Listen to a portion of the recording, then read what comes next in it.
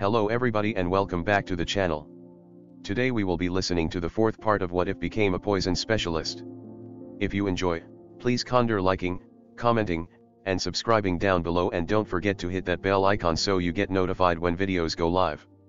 Now, without further ado, let's get into the video. Chapter 13, First Blood. 5 days after her trip to the marketplace with Tsunami, Suzuki finally mastered tree walking. Sakura had known it would happen eventually, but she had hoped it would happen further down the line. Naruto wasn't far behind Suzuki, and it was clear that soon both of them would join her and Kakashi with guarding Tajuna. She should be relieved. After all, that meant they had more manpower should they be attacked again. She didn't want to die for them. Regardless of how Sakura felt about it, it wasn't like she could do anything about it. At least Suzuki was more likely to leave her alone and be quiet than Naruto was, even if he was considerably less friendly. His fierce glares made her even more sure of her decision to not mention the water walking to anyone. Kakashi knew, but he wasn't exactly likely to be jealous since he too knew how, and the fact that he was an apparently famous jounin. Naruto's pout was even more exaggerated than usual as he came in for breakfast, scarfing down eggs before racing out the door again, promising that he would master tree walking today. He'd said the exact same thing yesterday, and the day before that, and the day before that, and the day before that. Essentially, Sakura's expectations weren't that high. The village was covered in an even thicker fog than usual, making her even more on edge. She didn't like not being able to have a comprehensive view of her surroundings. With weather like this, it would be all too easy for someone to hide just out of sight. From the joyful expression on the construction workers, however, that was the entire point. "We're getting more supplies today, and the fog makes it easier to hide our activity." A young man who she remembered as Yu, explained. "We don't have to rush as much to bring all the materials in, which is always nice." As he spoke, a large barge came into view, sitting low in the water. Its crew moved with practiced movements, stripping tarps from the large clumps of materials. It wasn't long before the supplies were on the half-built bridge, men and women alike straining under the weight of heavy steel and concrete. Sakura was briefly glad that her job was protection and not labor. She wasn't sure she'd be much use at all, not to mention that work had to be back-breaking. As she observed the workers, it became clear why they hadn't been able to commission the village properly. A barge that size couldn't have been cheap to build, and considering they likely had to smuggle everything past Gato, they would not have had an easy time of getting the supplies to begin with. Suzuki was watching with an expression of disinterest, evidently bored by what was taking place. It irritated her in a way Sakura didn't know how to explain. He wasn't like Naruto, who had wanted to stay out of a genuine desire to help the people of this village, or was at least born of that. No, it seemed rather clear that the only reason he had voted to stay was to prove his strength. To who, she wasn't sure, but the sheer arrogance made her want to scream. He wasn't stupid, which made it all the more frustrating. She expected this kind of attitude from Naruto, who was as thoughtless as he was loud, but Suzuki was smarter than that. He was more than capable of recognizing the risks, yet for some reason, had decided that their lives were worth what? Glory? Bragging rights? It made her furious and frustrated and sick. Before she could get caught up in her own thoughts any further, Sakura noticed that the fog began to thicken at an unnatural and alarming rate. Before Sakura could so much as open her mouth, Kakashi's sharp voice cut through the area. "Everyone off the bridge," he demanded. "Except Tajuna. You should stay close."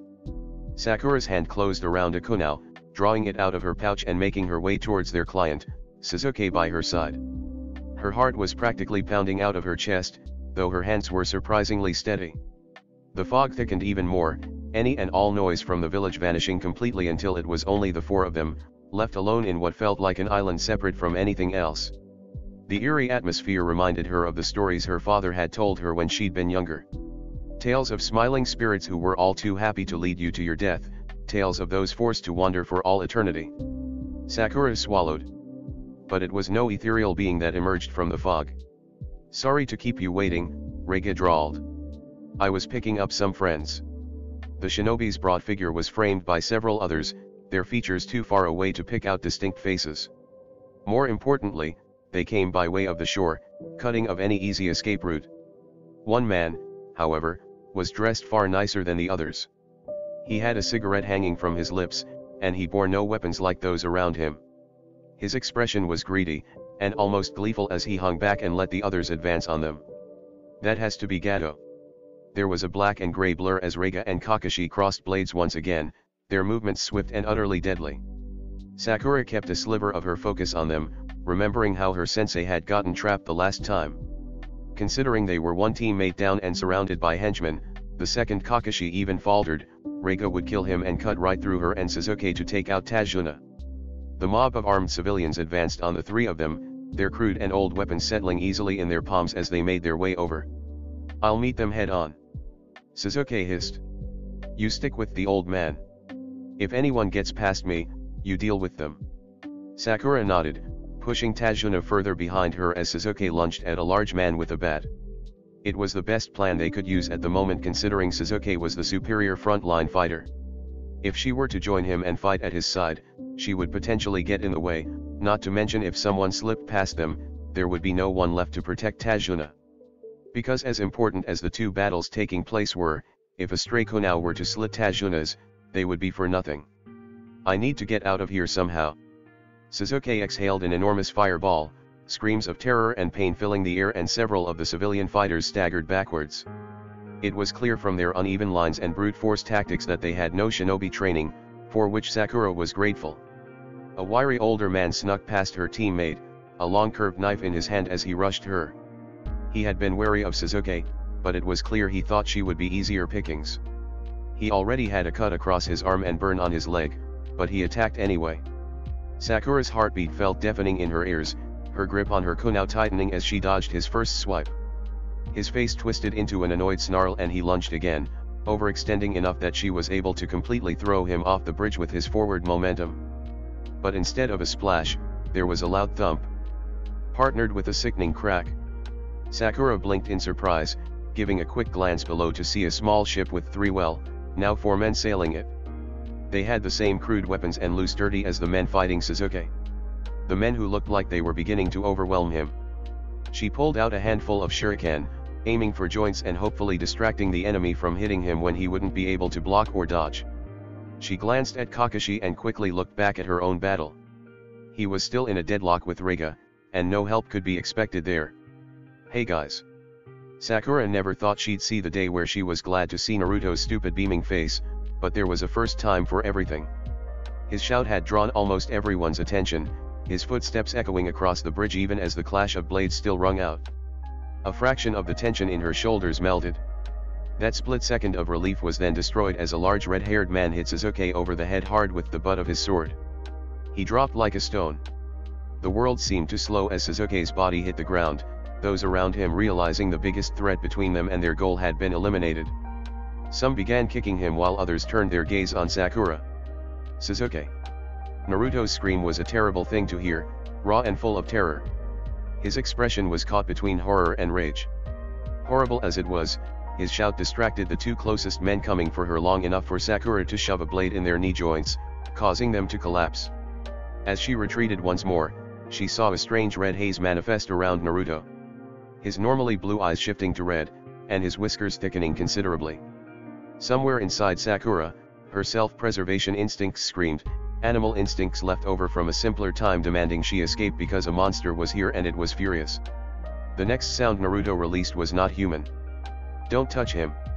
Naruto snarled, a half-dozen clones appearing around him as he ripped through anyone who got between him and Sasuke. His power was frightening, but it wouldn't be long before he too became surrounded. Sakura ignored her instincts screaming at her to not take her eyes off Naruto and glanced at the small ship below them. "There's 3 of them down there, and way more up here," she reasoned. "Get on my back," she told Tajuna. When he merely blinked, frozen in place, she grabbed his arm harshly and put it on her shoulder, ignoring the tremblings in her body. "Get on my back," she snapped, her voice made sharp by fear. "Unless of course, you'd rather stay here." Tajuna gave a furtive glance at the approaching mob and climbed on without protest. He was heavy enough to make Sakura's knees protest, her mobility now shot to pieces and hands busy. Sakura sent Chakra to her feet, stepping onto the side of the bridge, hesitating only a moment to allow herself to adjust to the new direction the weight was pulling her. Her progress down the bridge was slower than she would have liked despite running, but even one misstep would send them both crashing into the ocean. One of the men on the boat noticed them, his mouth opening to shout a warning. Sakura made a choice. 15 feet above the deck of the boat, she released the chakra on her feet, pushing off the concrete pillar of the wall and practically landing on the man who had noticed them. Pain erupted from her legs as she struggled to her feet, pushing Tajuna behind her and grabbing the hair of the one downed man before bashing it into the side of the boat with all her force. Before she could turn around, there was suddenly a hand bunching in her hair and throwing her backwards into a stack of crates. Sakura's hands dug into her pouches, a kunai coming out as she slashed wildly, only knowing she'd hit something from the howl of pain. Another pair of hands gripped her, and the point of a dull rusty blade rested on her throat as she struggled for breath. Her back ached, yet she could barely feel it through the rush of adrenaline. "I think," came a low menacing voice. That's enough of that, you bitch." Any other day the insult would have made her red with fury, but now Sakura would have done anything to make that her biggest problem with the situation. Tajuna was nearly at the edge of the boat, hands scrambling for the life preservers. Behind him stood another thug preparing to take his head off with his sword. He was completely focused on the bridge architect, not paying any attention to her. Sakura knew what she had to do here. Every lesson, every lecture, every rule in the shinobi code demanded it, but for a split second, she didn't want to. Sakura did not want to be the hero, because heroes got their names carved into monuments and remembered, but that didn't make them any less dead, didn't make their graves any less cold. But despite all of that, Sakura moved. The man holding her hostage didn't notice her hand slip into her kunai pouch, didn't realize until she'd already thrown the blade striking his partner's ribs and arm until it was too late to stop her. Sakura's non-dominant hand shot up to protect herself from the dagger at her throat, the blade digging into her palm as she ducked under his arm and twisted away. If she had been a nanosecond slower, her neck would have been cut instead of her hand. As it was, the wound was deep and painful but not deadly. Tajuna had used the distraction of her kunai to hit the man with the sword over the head with a bottle of sake, throwing him overboard in the process. As Sakura's gaze flickered back to her own opponent, she very nearly froze. It was the man from the market Shota, she thought his name was. Tsunami's cousin. This must be the opportunity he had been talking about. He must have been attempting to sway her into joining Gato. If Tsunami had, it would be likely Tajuna would be dead, considering they lived together. "Don't make me do this, kid," he said in a low, gravely voice. Sakura ached almost everywhere, and blood was spilling from her hand. Pain and desperation made the world hazy, but she pulled another kunai from her pouch and got into a shaky stance. "I'm not making you do anything," she said, voice trembling. Shota shook his head and lunged. Sakura managed to dodge the first few strikes, but she was slow from pain, making her sloppy. His third blow caught her in the arm, his fourth nearly managing to run her through, blood spilling from her wounds. He was forcing her backwards, each attack intended to push her towards the end of the boat and into the choppy waves. Even if she managed to get on board again, it would likely be too late for her to stop Shota from killing Tajuna. As she narrowly dodged another blow, instinct compelled her hit the hilt of his sword, sending it to the ground and out of reach. Shota's other hand drew a short dagger, the hilt facing her as he began his slash. He was aiming for her throat. She was too close to the edge to dodge. "I don't want to die."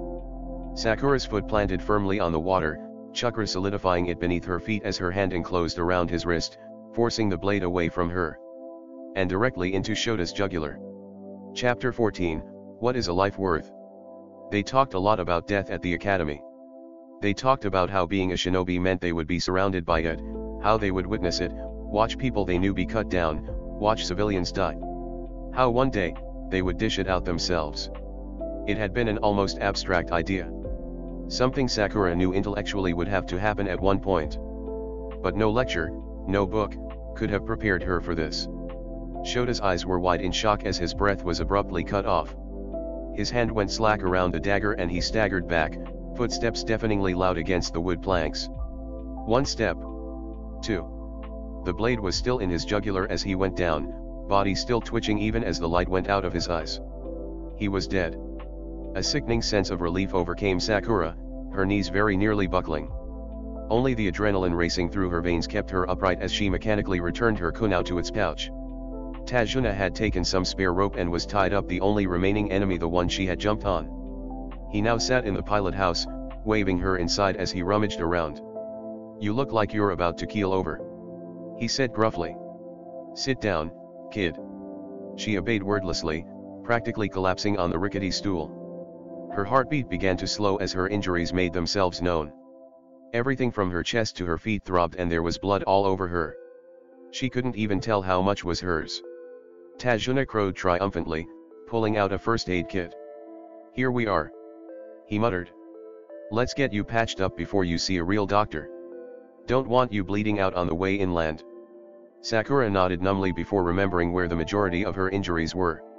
Seeing her expression, Tajuna scoffed. "I'm not looking to catch an eyeful of a child. However, you will catch your death if we don't clean those cuts. Infection kills as easily as a blade." She nodded again, clenching her trembling fingers at the hem of her dress and pulling it off her torso, hissing in pain as it unstuck from her wounds. True to his words, Tajuna didn't glance anywhere that wasn't a cut, running a damp washcloth over her ribs before wrapping them in gauze and bandages. They were tight and uncomfortable, and she was willing to bet they weren't done properly. But they would stay in place and slow the bleeding for now, which was all they really needed to do. Tajuna quickly went to work after that, adjusting the sails and standing at the bow of the ship to steer. He'd explained to her that he was going to land at a dock on the opposite side of the island to hopefully avoid any and all of Gato's men who might be waiting on the mainland. Having grown up in the middle of a forest, Sakura had no idea how to sail, so she left it to Tajuna, reasoning that if he needed help, he'd ask. That left her very little to do with a mind that was too full. The boat was small enough to be manned by one person, which meant that there was nowhere she could go to avoid Shota's corpse. Part of her considered just throwing it overboard like Tajuna had done with the man who'd tried to strangle him, but that would mean getting close to it. Sakura wasn't sure what she was more afraid of. Picking him up to see that he really was dead, or doing the same and seeing that he wasn't. He'd had a name.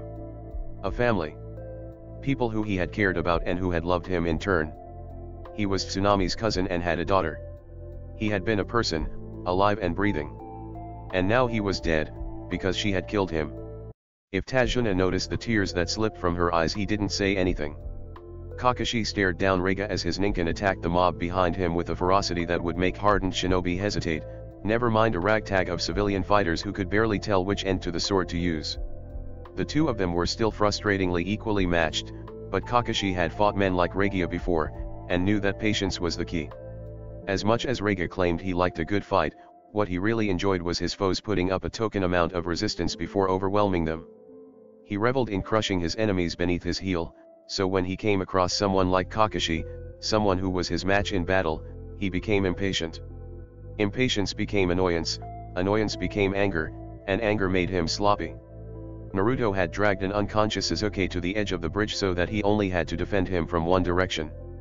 The Kyuubi's chakra was still leaking from his form, but it had calmed down somewhat once he had realized that Sasuke was still alive. Still, Naruto fought furiously, using his newfound claws and brawler-like combat style to rip apart anyone who came too close. It made Kakashi uneasy to see the Kyuubi's power at all, but he supposed using it to protect Sasuke was better than most alternatives. If he was lucky, he'd be able to convince Sakura that she had been seeing things before she jumped off the bridge. Sasuke was unconscious and Naruto already knew, so they wouldn't be a problem. As for the mob, Reiga and Gato, well, they wouldn't be around long enough to tell anyone anything. Kakashi hissed in pain as one of Reiga's blades found their mark, going straight through his Jounin vest and into his shoulder. He kicked Reiga back and ripped out the sword. Normally he would break it, but this was one of the legendary swords of the Hidden Mist, and if no one had managed to break them in over a century, he wasn't banking his success on being able to himself. His Sharingan was a constant drain on his chakra, but he didn't dare risk covering it. He had already been caught off guard once by Reiga, and he wasn't about to let it happen again. "I'm going to rip you apart," Reiga promised, retrieving his sword and forcing Kakashi back. "And then I'm going to hunt down your students. Their deaths will last days." Kakashi dodged another blow, managing to slam a kunai into Reiga's thigh before retreating. "Considering how you fared the last time against them, I'm not too sure that'll go well for you." It was a lie, but more of an attempt to rile Reiga up than anything else. No Jounin would want to admit they had been bested by a genin, even if it had only been through trickery.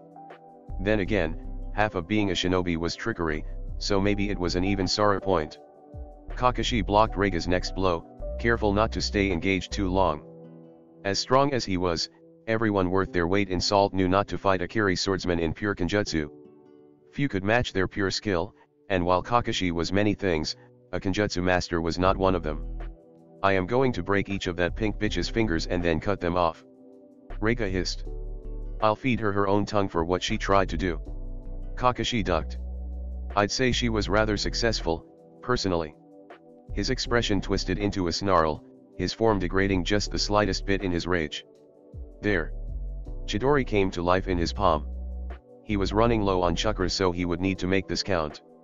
Moving faster than he had in the entire fight, Kakashi lunged at Reiga, aiming for his heart. Before he could even close half the distance, an enormous sword sliced clearly through Reiga's neck. A low gravely voice echoed through the fog. Well, looks like you were right, Reiga. I will get your swords over your cold, dead body. The world was red. Naruto could barely think through the haze of rage and fear, a power that was not his own coursing through him. There was a near constant growl echoing through his mind, and he knew that must be the RWBY. A part of him had hoped that it had been one big joke, that he didn't really have the murderous demon fox that everyone hated inside of him. But now there was no denying it. Naruto could feel it inside of him, the power of something ancient and angry. But as Reiga's head tumbled to the ground, the noise quieted.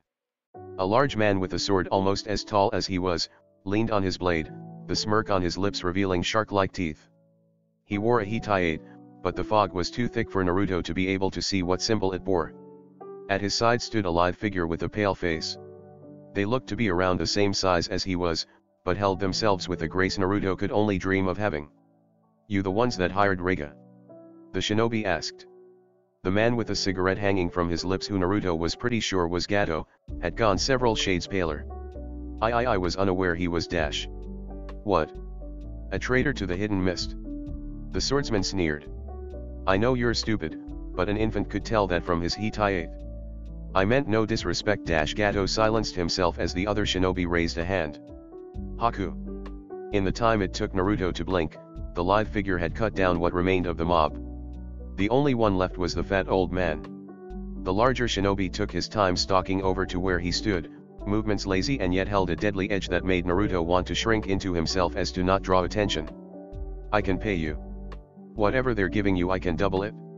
Triple it. I can dash. The enormous sword swung through the air once again. Some people just need to shut up. The man Sakura had thrown off the bridge was dead too. It shouldn't have shocked her. After all, surviving a 30-foot drop onto hardwood was unlikely, but still the revelation felt like she was being stabbed all over again. She closed her eyes as if the darkness could block out the truth.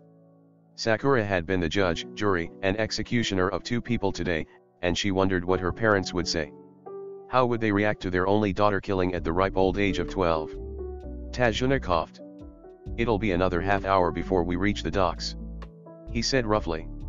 The house will be nearby, and Tsunami will do a better job patching you up than I will. Oh right, Tsunami, Inari. In the chaos of the fight and her own horror, Sakura had forgotten that, while she had killed today, she had also saved. She'd kept Tajuna alive so that he could continue building the bridge and bring his village out of poverty. She'd made the choice. Their lives, or the lives of Tajuna, and Inari, and Tsunami, and hundreds of villagers. Her hands may now be stained with red, but she had chosen, and while revulsion and horror still churned in her gut, she knew she would have to do that again. And again. And again. Sakura released a shaky breath before opening her eyes. And immediately wished she hadn't. Because there was something wrong with the shadows around the ship, something that made her instinct scream that there was someone else on the boat. Sakura's entire body still ached, her feet felt heavy, and every breath she took pulled on her bandages. She stood anyway. It was hard to force herself to act casual as she made her way towards Tajuna, but she channeled Shino whenever he was trying to seem unconcerned about something but was actually very worried. Straight back, head forward, and a mild expression on her face. Her heart pounded loudly in her chest, but she did not let her suspicions show until she was barely a foot from Tajuna. You need something, kid? He asked, one eyebrow raised. I don't want to die. Quick as a whip, She grabbed a kunai from her pouch and whirled around to face the sails, the blade leaving her hand before she even knew what she was aiming at. A thin hand snatched the kunai out of the air, and Sakura found herself staring down a porcelain face. Chapter 15, Introductions. Sakura gripped her kunai tightly, trying to ignore the pain that racked her body as she stared down the unknown figure. Even as her feet planted into a stance, her mind whirled with thoughts. They were either already on the ship, no, they would have shown themselves earlier if that was the case. They must have water walked to get to us, but how did they follow? Sakura swallowed. They dropped down onto the deck, and her heart clenched painfully in her chest, fear closing her throat. She took a step back, pushing Tajuna along with her. She could see them more easily now, delicate features paired with a Kirihitae. But unlike Reiga's, it wasn't slashed through. Still, she didn't lower her blade. "What do you want?" Sakura demanded, hoping the tremors in her voice weren't noticeable. "I barely survived against a few civilian fighters. There's no way I can take on a shinobi, especially not in this state." They hadn't moved yet, and there was a chance they weren't hostile considering they could have easily cut her down by now, but then again, with her luck, they could just be drawing the interaction out for their amusement. So, what could she do here? Stall. Preferably she'd make them leave or escape, but if nothing else, delay whatever their goals were without any fighting. "Are you working with Reiga?" she asked when the figure didn't respond. "Why are you here?" The figure smiled prettily. "My name is Haku," they informed them. "And I'm not here to hurt you." And Sakura wasn't named because of her hair color. "Myself and my master were sent to retrieve the swords and head of Reiga, previously known as the Thunder of the Hidden Mist. He has been disposed of, and I was sent to ensure the safety of the bridge builder." Haku remained where they were, palms open and nowhere near their weapon pouches. They were trying to look non-threatening, but unfortunately for them, Sakura was so hyped up on adrenaline a squirrel would register to her as a threat. "Why would you bother with Tajuna if all you wanted were the swords?" she asked cautiously. They gave a small laugh. "While Kirigakura does not take responsibility for any of Reiga's actions, we understand how something like this could taint the view the citizens of Wave have on our village and are attempting to ensure they understand that this was not our will. Reputations are fragile, and even an event as minuscule as this one can have damaging after effects." That was a lot of fancy words to what essentially amounted to, someone who was once affiliated with us did a bad thing and now we're doing damage control. Haku's tone reminded her of some of the merchants her father knew, especially when they were talking to a rich client. Smooth and pleasant, with false sincerity that almost always made her skin crawl. On the bright side, if they were telling the truth, that meant Reiga was dead and his mob was probably taken care of. On the other hand, this could be a trick to convince her to let Tajuna go with them without needing to fight. How likely was she to foster negative relations with Kiri if she asked them to leave? That was something that could happen, right? She was technically representing Konoha right now, so her actions could have bigger ripples than one might think a small action would. Sakura channeled her mother's customer face and her father's charm. "I am comforted that Kiri is taking this incident seriously. However, Konoha is as well, and I was instructed by my sensei made her sound too young and inexperienced. Ranking officer to protect Tajuna and not let him out of my sight. I'm afraid for security reasons I'm going to have to ask you to stay away from our client until I am able to convene with my superior." Her smile was sugar sweet as she knew she'd backed them into a proverbial corner. If they were really there for the reasons they said they were, Haku would have no choice but to stay away. If they weren't who they said they were, then they could either attack immediately or play along until they found an opportune time to strike. They would either attempt to kill them immediately or she would have succeeded in her goal to stall for time. The odds could be worse. Kakashi mentally cursed Sakura. She got the nice one while he was stuck with the biggest asshole Kiri had to offer. The stock at Konoha really is weaker if Reiga managed to hurt you. Zabuza looked far too pleased about the situation. "Aren't you supposed to be hot shit, hey take?" Ignoring the pain that flared in his shoulder, he gave Zabuza a bland look.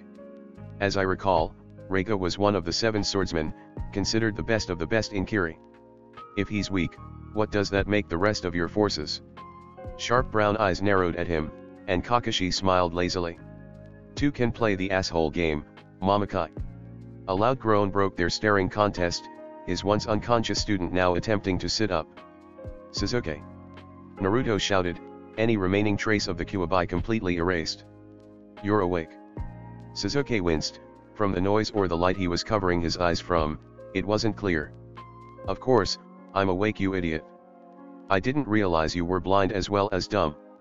While his words were scathing, they lacked their usual bite. Naruto seemed to notice as well, because he didn't even bother responding to the jibe, instead wrapping his teammate in a crushing hug. Something must have happened when they'd been alone in the woods together, because Sasuke allowed it, albeit with a petulant scoff. "How cute. What happened?" Sasuke questioned, guard visibly snapping up as he caught sight of Zabuza. Kakashi intervened before Zabuza could speak.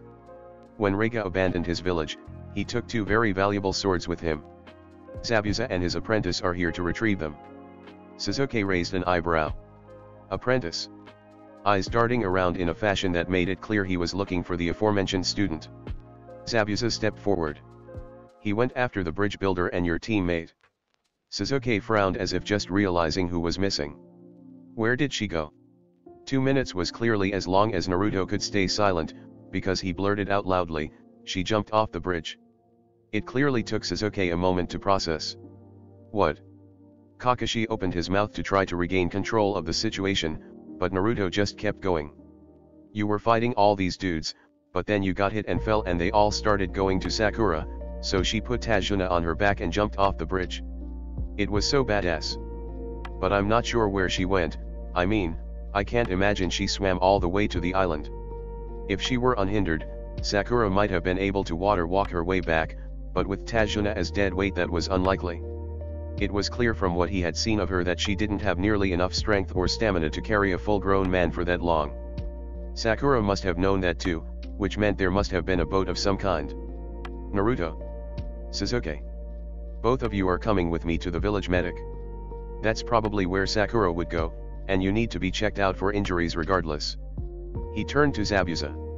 You are welcome to tag along. So I can keep an eye on you. Went unsaid, but clearly not unheard. Zabuza grinned, shark-like teeth glinting even through the fog. Nah, I think I'll explore a little. I've never been to Wave before. Kakashi was in no state to follow him. Even if he opted to ignore his injuries and track Zabuza, he couldn't leave Naruto and Sasuke alone, not before they were cleared by medics. He shrugged. Suit yourself. And herded his bickering students towards the island. Attempting to help Tajuna dock a boat while simultaneously keeping Haku in her line of sight was either going to give her a headache or whiplash. She was pretty sure they knew it too, because they had this vague sense of amusement around them, which was not at all helping her anxiety. As Sakura tightened the final knot, a tall figure stepped onto the dock, an enormous sword on his back. His Hitayate marked him as a Kiri shinobi like Haku, and from the way they smiled, calling out, Zabuza, when he came into view, they clearly knew each other. Great. Just what I needed. Tajuna clearly thought the same, dark eyes narrowed as he remained slightly behind her. Her heart jumped as his gaze rested on her, fighting the urge to grab a kunai. Acting rashly would just make everything worse. What was worse than being practically cornered by two shinobi who clearly outclass you, she didn't know, and was not willing to find out. Kami, did your parents not have any creativity or something? Sakura's mouth dropped open before she managed to regain her senses and snapped her jaw shut. Of all the things to comment on. Then it hit her. How does he know my name? Excuse me. She said weakly. He continued to stare her down. How are you ever going to function on stealth mission with pink fucking hair? Does Konoha just let anyone become a shinobi these days? Well, fuck you too. Sakura smiled in a way that probably looked forced, but she couldn't bring herself to care. I don't see what my parents' naming choices have to do with anything. I'm escorting Tajuna, so if you could be so kind as to let us pass, that would be lovely. They teach you that fancy talk in school. Zabuza snorted. You don't look like you could fight off a raccoon.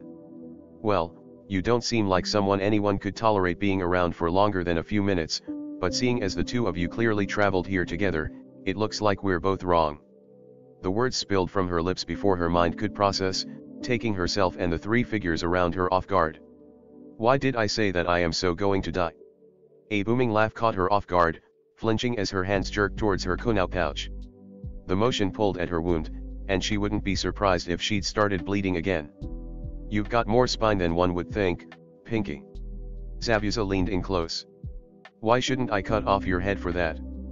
Fear rose within Sakura like a wave, but she shoved it down. Kiri shinobi like it when people put up a fight. Her father said tiredly. Their reputation as bloodthirsty is well earned, but more than anything, they like to intimidate others. Show you won't be cowed without being too insolent and they'll leave you alone. Her father talked a little more about Kiri these days, telling stories about his family and friends. He would also grow serious sometimes, making her promise to listen closely and give her advice. There were a million things she could say to Zabuza, a million words she could spout, a million plans she could come up with. But Sakura had been up since dawn, seen her teammate go down and seen the other turn into a rampaging monster. She'd killed 2 men and nearly died herself. Sakura was tired. So instead of smiling or weaving her way out with her words, she grabbed Tajuna's shoulder with her left hand and walked. And walked. And walked. Right past Zabuza without even sparing him a glance, going right past him onto solid land, trying to remember which way the medical clinic was. Another booming laugh went off behind her. Chapter 16, The Dead Don't Tell. Content warning. Depictions of dead children and starvation. Sakura fought to stay still as the medic pulled the last stitch. She was an older woman with graying hair and laugh lines, but her hands were steady, calm in a way Sakura wished she could emulate. You'll need to keep those dry for at least a week, and I wouldn't recommend any extraneous activities until it's healed. She wrapped the bandages around her gut. And if you rip them, you come straight to me, you hear? No use dying after all the fighting has finished. Sakura flinched. Wide eyes staring at he collapsed to the ground, blood seeping out of his neck. The world seemed frozen in place, a stark contrast to the chaos seconds ago. As the medic moved away, Sakura looked up only to catch Kakashi's sharp gray eye. The rest of her teammates had already received medical attention by the time she'd arrived with Tajuna, Kakashi having been the worst off while Sasuke escaped with cracked ribs and concussion. Naruto was completely uninjured, which was strange, to say the least. Not stranger than his eyes turning red and him growing claws while red churka surrounded him, but still strange. It turned out that the 2 Kiri shinobi had actually been telling the truth, which was probably the most relieving thing she'd heard all day, aside from the fact that Gato and his minions were dead. There was little chance of them trying to murder her if they were there for the swords, which according to Naruto, they had already retrieved. The 2 boys had escorted Tajuna back to his house as Sakura had her injuries stitched up. It was unlikely that they would face any trouble, but considering the past few weeks, it was better safe than sorry. She was honestly relieved that her teammates were gone. She didn't need Sasuke's sneering face as he questioned her right as shinobi if she couldn't even take out a few civilians, nor Naruto's endless stream of questions. Kakashi had remained quiet throughout the whole ordeal, only speaking when he thought they were getting too out of hand and to order the boys to bring Tajuna back. Maybe that was why Sakura had assumed he wouldn't ask, had lulled herself into a false sense of calm. Not safety. Not after what had happened today. Something happened on that boat. Sakura flinched. He wasn't even wrong, which was the worst part. Something had happened on that boat, something Sakura doubted she would ever forget. Fear pounded through her veins, a silent mantra screaming in her mind. I don't want to die. Her mouth felt like sandpaper as she tried to respond. There was dash the words refused to come out. Are you so weak that you can't even talk? A cruel voice hissed in her ear. She dug her nails into her arm and tried again. I knew I wouldn't be able to fight off the people on the bridge. It hurt to admit because her teammates had been able to, yet as always, she was the weak link. So I grabbed Tajuna and commandeered one of the boats Gato's men had been using. Kakashi's eye bored into her and she ducked her head. There were a few men on it, and I had to fight them before we were able to leave. A lump in her throat grew as she continued, hands shaking as she stared at nothing. Sakura, his voice was firm and even and she hated it. I need you to answer me honestly. His words grated on her because she hadn't considered lying. She hadn't lied. A part of her wondered if he would treat the boys like this, and the rest already knew. Her nails dug into her arm. I killed 2 of them. The words came out rushed, frantic almost, because she wasn't sure that she'd be able to say them at all if waited any longer. She might have been imagining it, but she thought she saw his expression soften. He said tiredly. That would explain it? Sakura's hands twisted nervously. She didn't want to be babied. It wasn't like she had never considered what being a shinobi would entail. It was just, she hadn't thought it would be her first real mission, she hadn't thought it would be so soon. There was quite literally blood on her hands, seeing as she hadn't washed them yet, and Sakura wasn't sure how much was hers. I'm sure you've realized by now that I'm not really cut out for this whole teaching bit. He paused. But if you would let me give my 2 cents, I'd tell you this. She realized he was waiting for her to respond, and quickly nodded. I doubt you'll ever forget their faces. I've been doing this for longer than you've been alive and I still haven't. His smile was bitter. But you survived, Sakura, you made it out, and that's more important than anything you did on that boat. Tears Sakura hadn't realized she'd been shedding slipped down her face. Can you not tell the boys? She asked eventually. Kakashi nodded, languidly getting to his feet. I wasn't planning on it, though you know the protocol. You need to talk to someone after your first kill. Either me, or a counselor would be ideal, but any verified shinobi will work. The idea of talking to anyone about this made her skin crawl, but she forced herself to stand and nod. I remember. The day after the fight with Gato, Sakura still felt jumpy. Her body just couldn't comprehend that the danger was over, that she wasn't in the middle of a fight. She hadn't even slept the night before, staying up in the living room to read instead. While there was little need to guard Tajuna now that Gato had been dealt with, Kakashi, Naruto, and Sasuke were all at the bridge. Sakura was under orders to rest and heal, but the cozy house felt more suffocating than anything. It was easy to duck out while Tsunami was busy, guilt churning in her gut as she made her way through the town.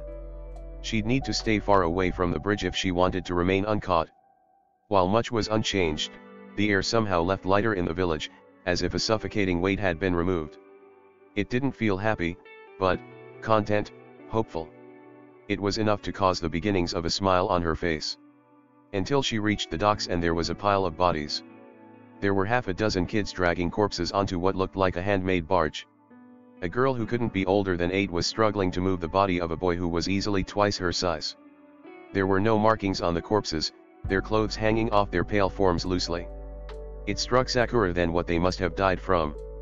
With Gato draining the village of its money like a leech, there must not have been enough food to go around, leaving many to go hungry. She glanced at the pile again and saw that they were all kids. Children had starved for one man's greed, and it made her stomach churn. Sakura was moving before she realized it, suddenly beside the 8-year-old girl. Her bright blue eyes widened with surprise, then narrowed in suspicion. What do you want? She hissed, her words drawing the other kids' attention. Let me. Sakura blurted. I can help. If you want. Her cheeks burned as the girl in front of her stared, clearly caught off guard. Sakura wasn't even sure why she had said it, but there was no going back now. The girl glanced at the 2 oldest villagers, a boy and a girl who looked about 16. They were probably the leaders of this group. The boy stepped forward first, his brown hair almost black with dirt. Do you even know what we're doing? He asked, eyes wary. Sakura licked her lips. You're doing a funeral barge, right? Instead of burying your dead you send them on a boat and set it on fire, returning them to the water. Either she had read the situation correctly or this was about to become very embarrassing and incredibly awkward. The older girl tilted her head. How did you know? That was, not really something she wanted to say, not when she hadn't told anyone in her academy class or anyone on her team, ever. She wasn't ashamed of her heritage, she was just aware of the consequences of telling people. Sakura had seen more than enough people sneer at her father to know that immigrants, especially those from Kiri, weren't always welcome. Still, she forced herself to shrug. That's how they do it in Kiri, and since Wave is also an island, I figured it would be similar. The older girl raised her eyebrows. You're not from Kiri. It wasn't a question. Sakura shrugged again. Do you want help or not? I can leave if you don't want me here. She wasn't even sure why she'd offered in the first place, it had been instinctual in a way that she usually wasn't. The two exchanged a look before turning back to her. As long as you don't try to pull something, I don't see why not. She said. You can help Sato with the heavier ones. You shinobi are supposed to be strong, right? Sakura wasn't that strong by kunoichi measures, but these were civilians, starving children, civilians at that, so she would be highly embarrassed if she wasn't able to lift at least as much as them. Sato turned out to be the dark-haired leader boy. She saw him glance multiple times at her pouches as if considering if he could get away with stealing. Seeing the desolate state of Wave, she couldn't say she'd blame him. The kids didn't talk much as they loaded the bodies, only the occasional muttered thanks or demand for assistance was made. The water was still, combining with the thick fog to make an eerie atmosphere. The others didn't seem bothered by it, so Sakura didn't say anything. She wasn't sure where they had gotten all the bodies from, and she wasn't sure she wanted to. It was all too easy to imagine the corpses huddled in alleyways, 2 thin limbs sticking out of 2 thin clothes. She saw the blue-eyed girl carrying a boy who looked similar enough to be her brother. He couldn't have been more than 4, and everyone pretended they don't see her tears when the girl placed him on the barge. Sakura hoisted another body. The movements pulled at her wounds, pain stabbing into her side and back, but she didn't stop. Didn't think she could break the silent, almost machine-like rhythm the group had developed. Maybe it was because she'd had training, but she couldn't help but think the corpses she was lifting were too light. Too small. Too young. A part of her wanted to puke, wanted to run away from this horror as fast as she could and leave this gruesome job to the alley kids. Leave them to bury their own dead. They were civilians, yet they were handling dead bodies better than Sakura had. There was a world of emotion in their movements, but they kept it together, even the youngest kids continuing. They'd nearly loaded all the corpses when the eldest girl sidled up next to her. "Thank you," she said gruffly. "It's nice to see that someone cares." Sakura attempted a smile. "I'm glad I could help. My name's Sakura, by the way." She raised an eyebrow. "Seriously?" Sakura rolled her eyes. Yeah, my hair is pink and my name is a pink thing. I've already heard any and every joke you can think of, so don't even bother." "I figured." She extended a calloused palm. "I'm Raiko." Sakura froze. "All right, that's where we'll leave off for the day. Thanks so much for listening along with me today. If you enjoyed, please like and comment down below. It really helps with the algorithms. I look forward to seeing you next time. Ciao for now, lovelies."